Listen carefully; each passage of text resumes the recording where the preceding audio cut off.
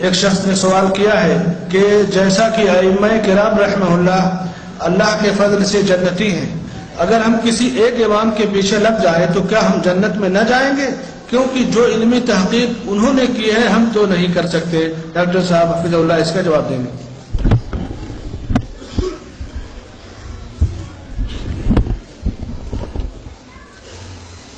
واقعی اگر آپ ایک امام کے پیچھے لگ جائیں آپ جنتی ہیں، کوئی شک نہیں۔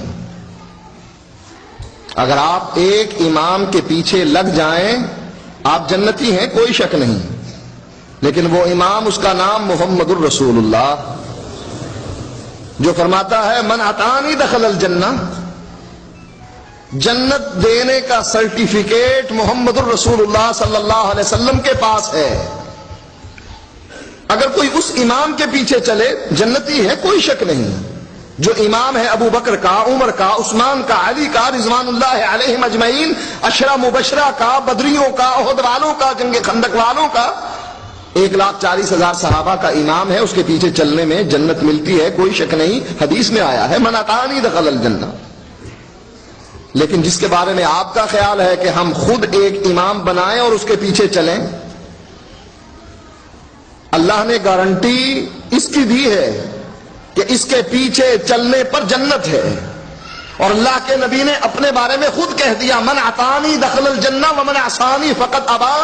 میرے پیچھے چلا بلال، صہیب اور باقی صحابہ جنت میں گئے، اور میری راہ سے اختلاف کیا میرے اپنے چچا نے، ابو طالب نے، آپ نے فرمایا میرا رب اس کو جہنم میں آگ کے 2 جوتے پہنائے گا، اس کا جسم محفوظ ہوگا آگ سے، لیکن ان 2 جوتوں کی وجہ سے اس کا دماغ ایسے کھولے گا جیسے چولہے پر ہنڈیاں کھولتی۔ اس امام کے پیچھے چلو جنت ملے گی، حقیقت ہے، کتاب و سنت کہتی ہے۔ لیکن جس کے بارے میں تم کہتے ہو کہ اس کی تقلید کرنا، اس کے پیچھے چلنے میں جنت ملتی ہے، کس نے کہا؟ اس کے پیچھے چلنے میں جنت ملتی ہے، قرآن میں ہے، حدیث میں ہے۔ اس کے پیچھے چلنے پر جنت ملتی ہے، کس نے کہا؟ کوئی دلیل تو ہونی چاہیے نا۔ بھئی یہ 4 امام کس نے بنائے، اور ان میں سے ایک کو مقرر کر کے کہا کہ جو کچھ یہ کہے گا وہی کچھ کروں گا، یہ کس نے کہا؟ ان 4 اماموں نے بھی منع کر دیا کہ نہ یہ کام نہ کرنا۔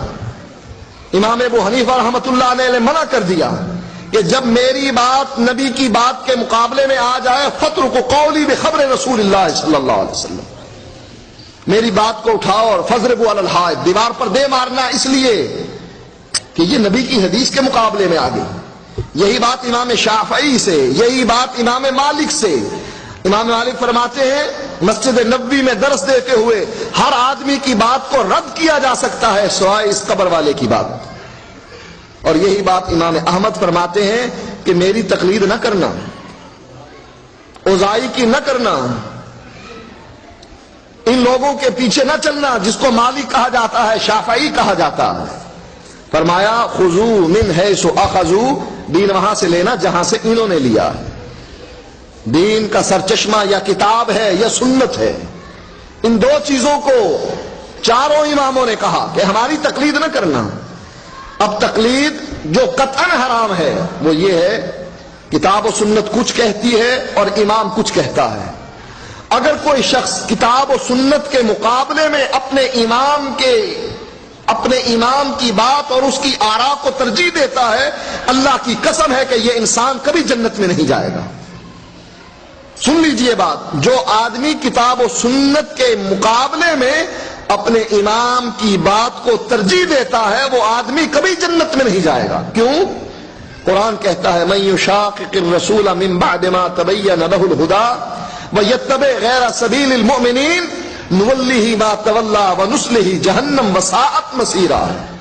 کسی کو مسئلے کا پتہ نہیں لگا، علیحدہ بات ہے، لیکن مسئلے کا پتہ لگ گیا کہ مسئلہ یہ ہے، اللہ فرماتا ہے جو مسئلے کے پتہ لگنے کے بعد پھر رسول کی مخالفت کرے وہ جدھر جاتا ہے ہم جانے دیتے ہیں، وَنُصْلِيهِ جَهَنَّمَ، ہم اس کو قیامت کے دن جہنم میں داخل کریں گے۔